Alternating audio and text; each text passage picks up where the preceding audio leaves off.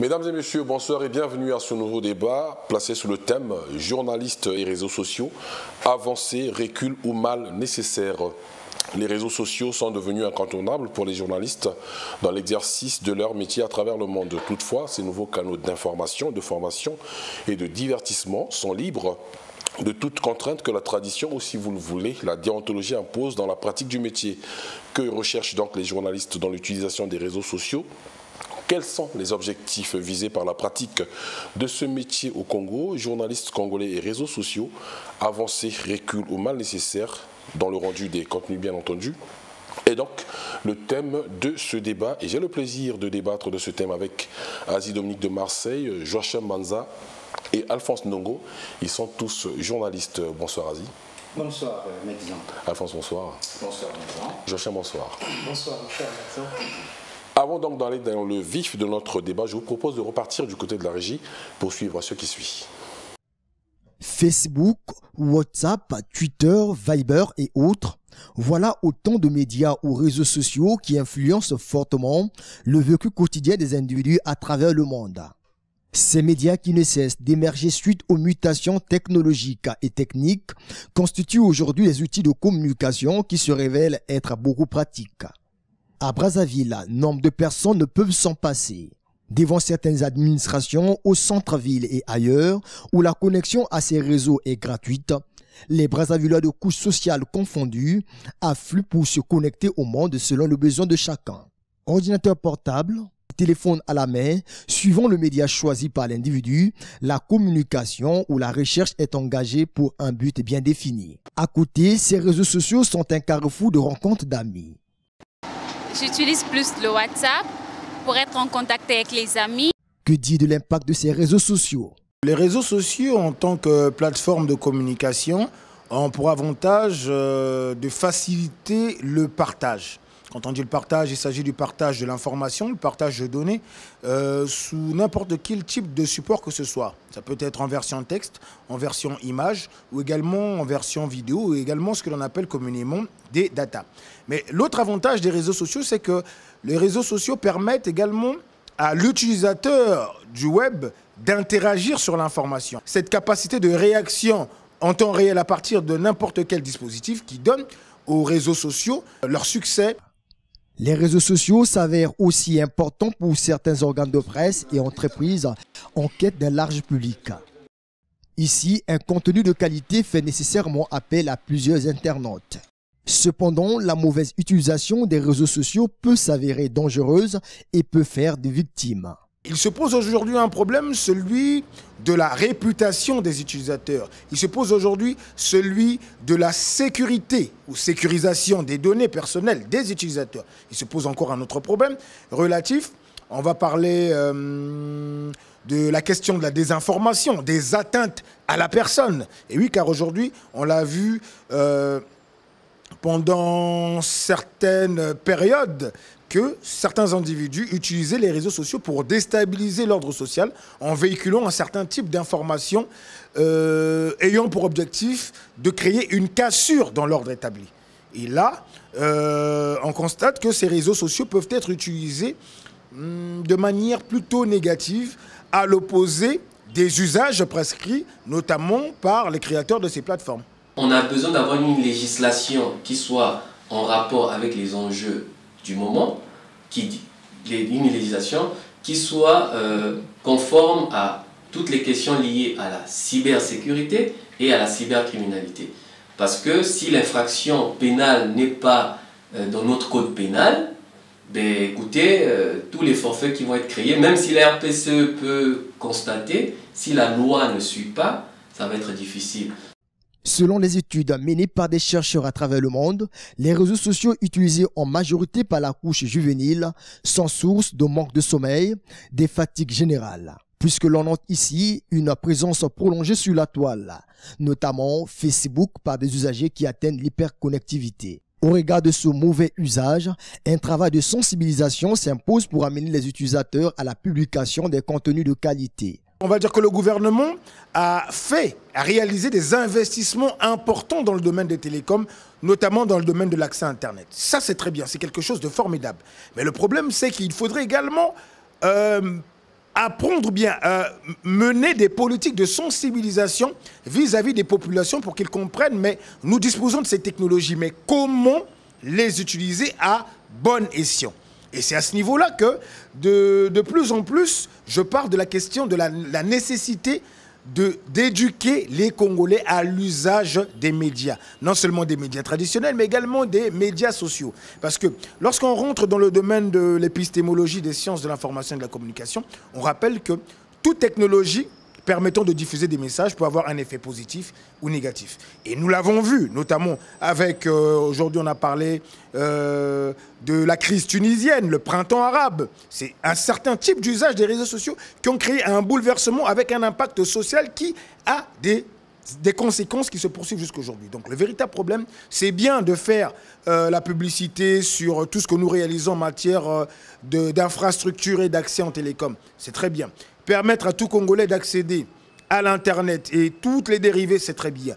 Mais il serait encore mieux de sensibiliser nos populations, sensibiliser les utilisateurs du net, toutes catégories confondues, sur la question de l'éducation aux médias. Les réseaux sociaux sont un excellent moyen de communication. Toutefois, son utilisation devait être responsable afin d'éviter des désagréments qui peuvent paraître préjudiciables pour les sociétés. Journalistes et réseaux sociaux, avancés, recul au mal nécessaire. Nous sommes dans le cas du Congo. Je me retourne du côté d'Alphonse Ndongo. Est-ce une avancée, un recul ou un mal nécessaire? Bon, c'est les deux à la fois. Hein. Il faut avouer que les réseaux sociaux constituent pour nous une nouveauté, surtout pour beaucoup de pays africains, tenant compte de certaines réalités.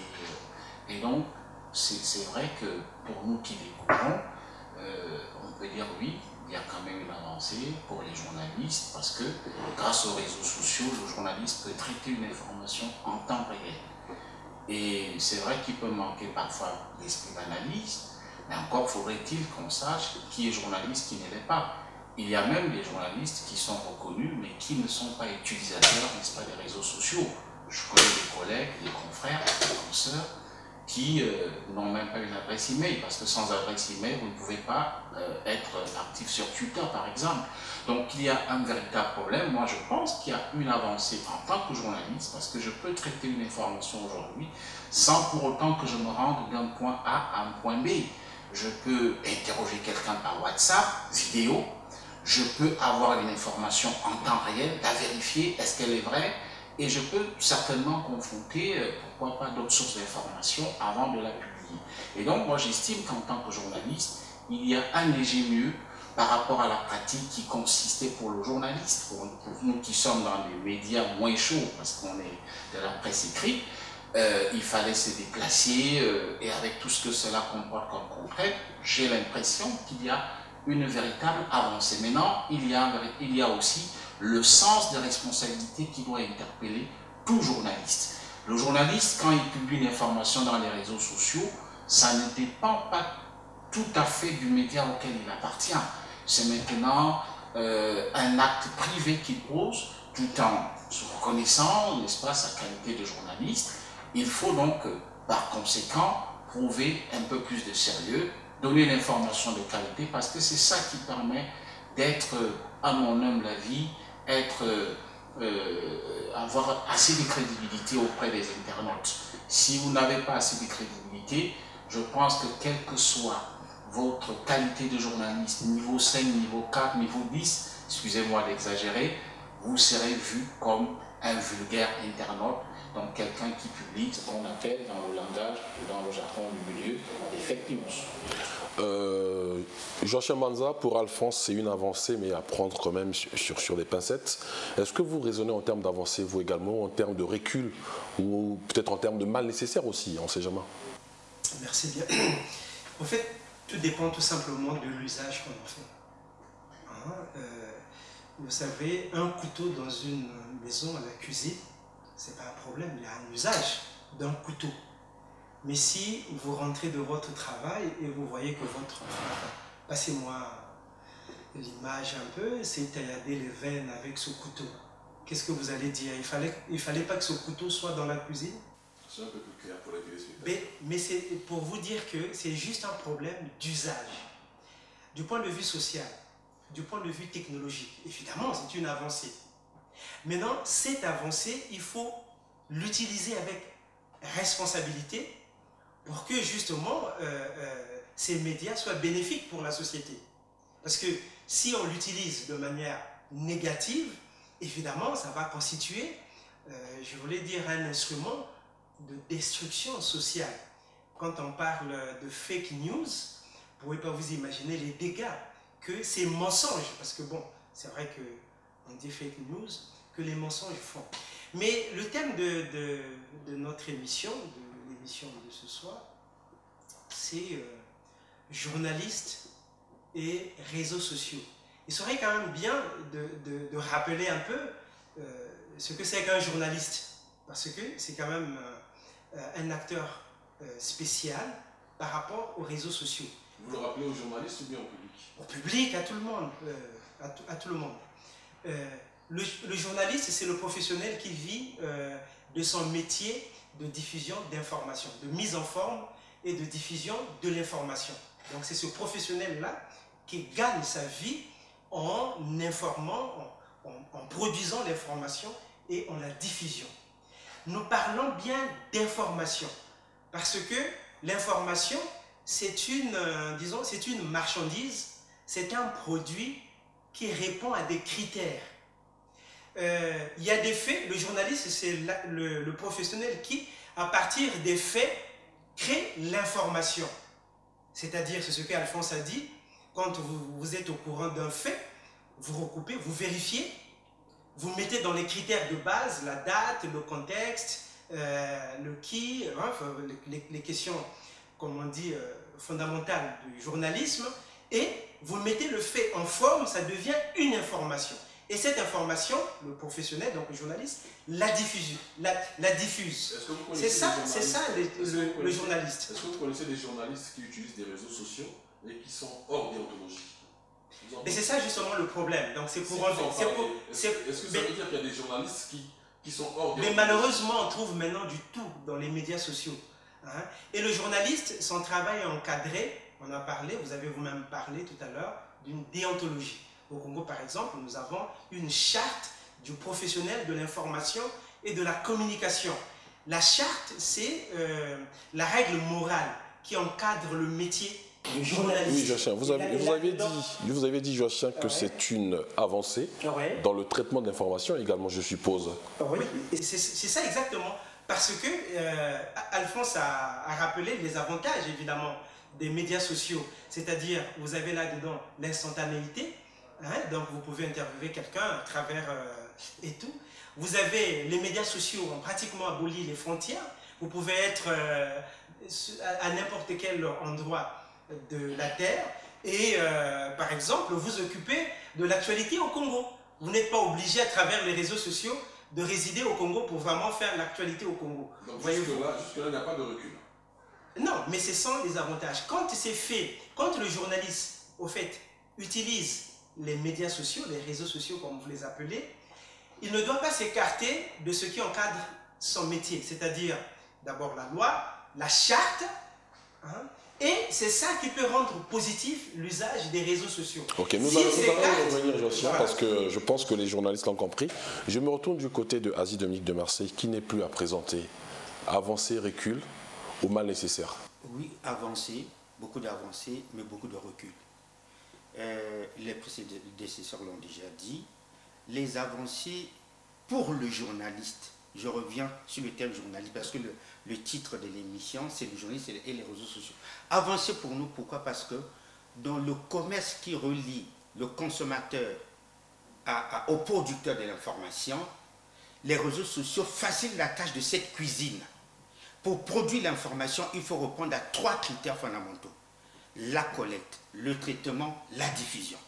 Mais la collecte devient facilitée ou est facile à travers les réseaux sociaux.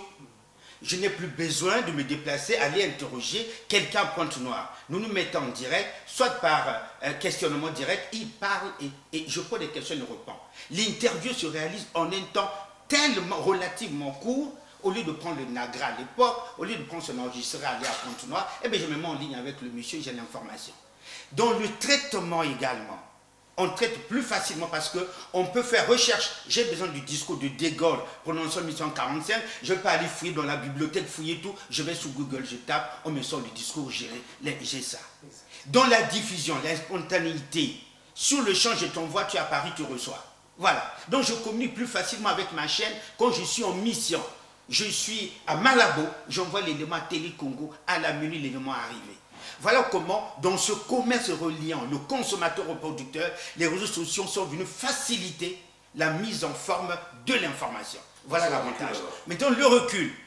Pour celui qui consomme, qui utilise les réseaux sociaux, s'il n'est pas professionnel, obéissant à la déontologie, eh bien les réseaux sociaux deviennent un recul. Pourquoi? Parce que le journaliste obéissant à la déontologie voit l'avantage. Mais puisque le commun des mortels n'a pas de déontologie, ce secteur n'étant pas codifié, n'importe qui utilise n'importe comment et apparaît des termes comme cybercriminalité, apparaît des termes comme des fake news, voyez-vous, apparaît des termes comme diffusion de la diffamation, apparaît des termes comme mise en cause de l'autorité, la crédibilité, la dignité de l'individu. Mais le journaliste s'abstient parce qu'avant les réseaux sociaux lui ont enseigné qu'attention, pour diffuser une information, il faut la collecter, il faut la traiter, il faut la diffuser. Mon fils à la maison qui prend le téléphone, va dans sa chambre, s'enferme, ne sait pas ce qu'on appelle collecte, traitement et diffusion. Pour lui, il a un moyen, il peut se faire entendre, il peut insulter son ami, il a eu un contentieux avec un tel, eh bien il peut tout diffuser. Et c'est là où les réseaux sociaux deviennent un frein à l'évolution, parce qu'ils n'étant pas utilisés par les personnes nanties. Pour être militaire, il faut apprendre de l'armée. Pour être médecin, il faut apprendre la médecine. À lui donner les ciseaux, les bistouris, dans les mains n'importe qui, il va charcuter tous les corps. Alors une question auquel vous allez tous les trois répondre. Finalement, face à tout ce que vous venez de dire, il n'y a pas que les Congolais qui utilisent, les journalistes congolais qui utilisent les réseaux sociaux. On a des journalistes français à travers le monde. Alors vous réagissez comment face à la concurrence dans les réseaux sociaux? Je prends un cas précis.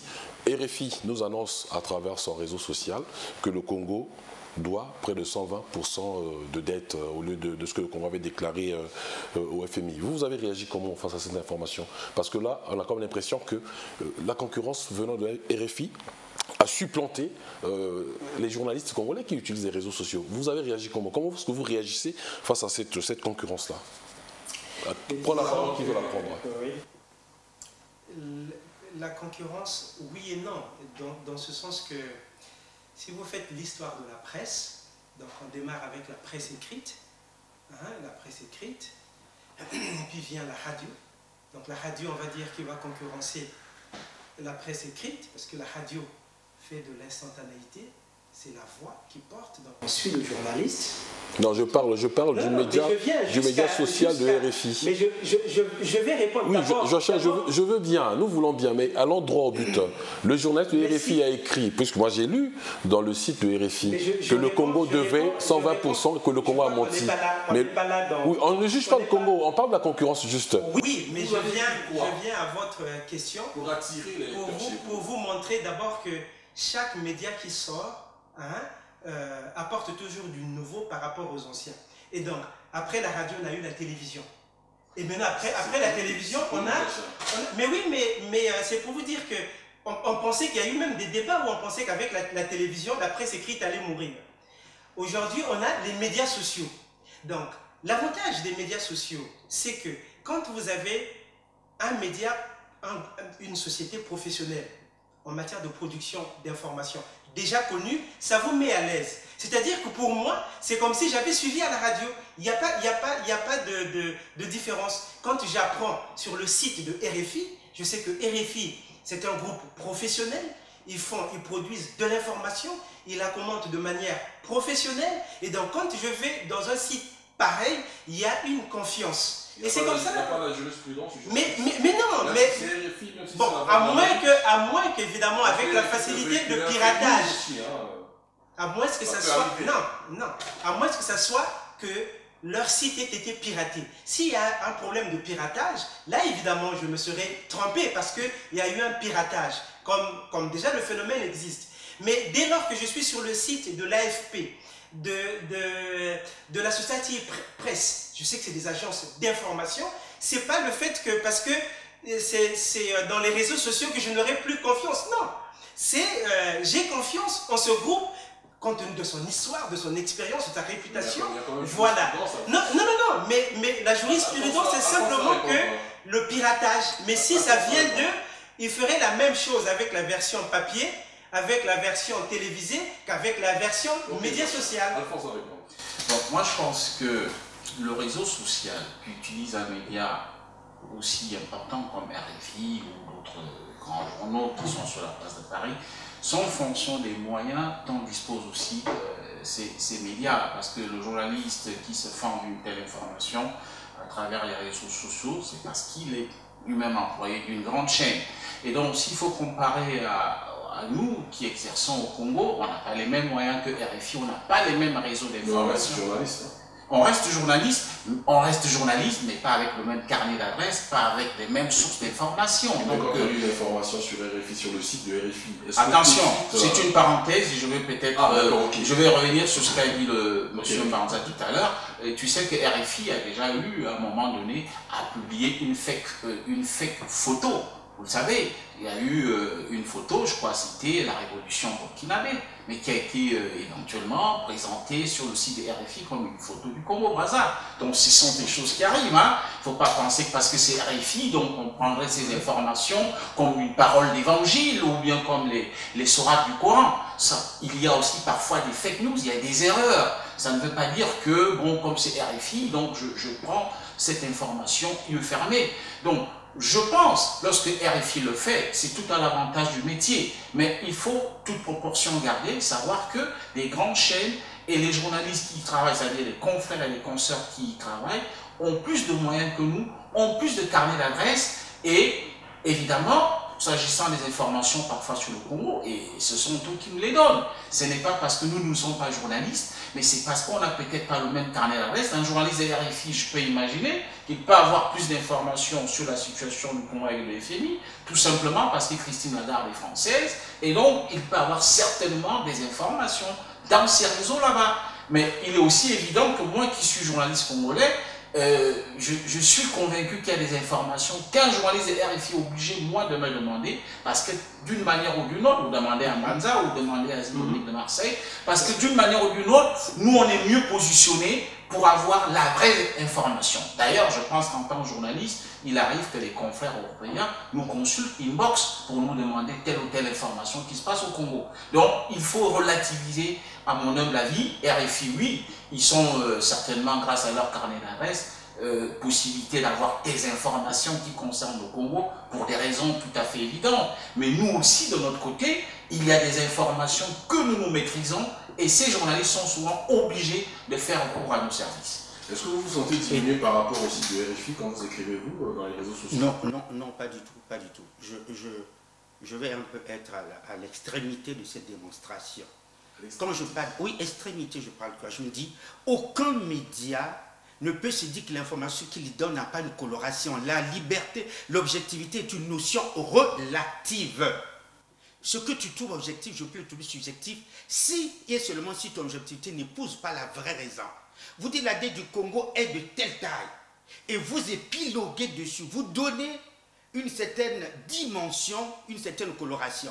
Et quand vous vous enseignez auprès du ministre des Finances, il vous dit c'est contrairement l'opposé de ce que j'entends sur RFI. Mais vous êtes servi de quelle source d'information? La crédibilité va de la source à part de laquelle on plie l'information. Si RFI a une source qui lui donne cette information avec des idées de déstabilisation derrière, moi je ne reprends pas RFI texto, je ne ferai pas le plagiat de RFI.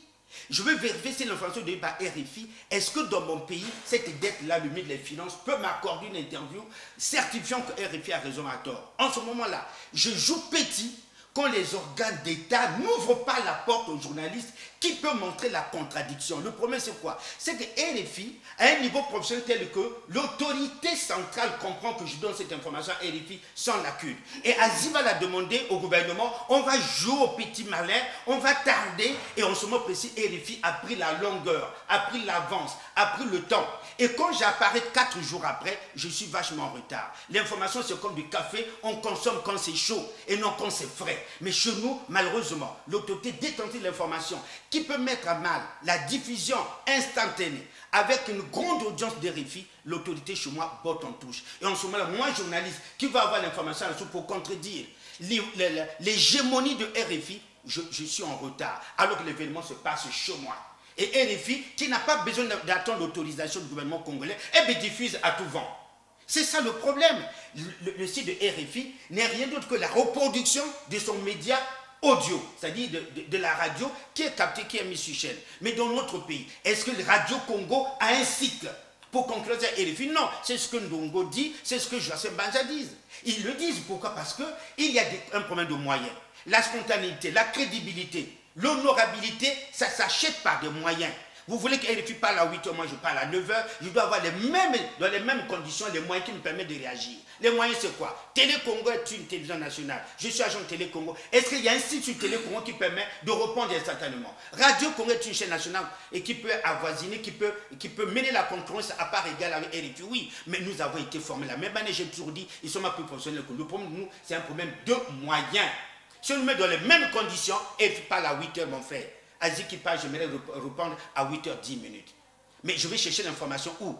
Au niveau de l'autorité, qui chez nous ne sont pas habitués à la véracité des faits, cherchés par la presse. Alors, je reviens sur la question, comment réagissez-vous face à la concurrence dans les réseaux sociaux? Est-ce que vous êtes obligé de réagir tout de suite que RFI ait diffusé une information? Vous pourriez apporter ce que j'appelle moi, ce contre-exemple, une semaine, 2 semaines après, pour discréditer cette information qui, selon vous, serait fausse, pour donner la vraie information. Vous ne trouvez pas? Votre question, c'est laquelle?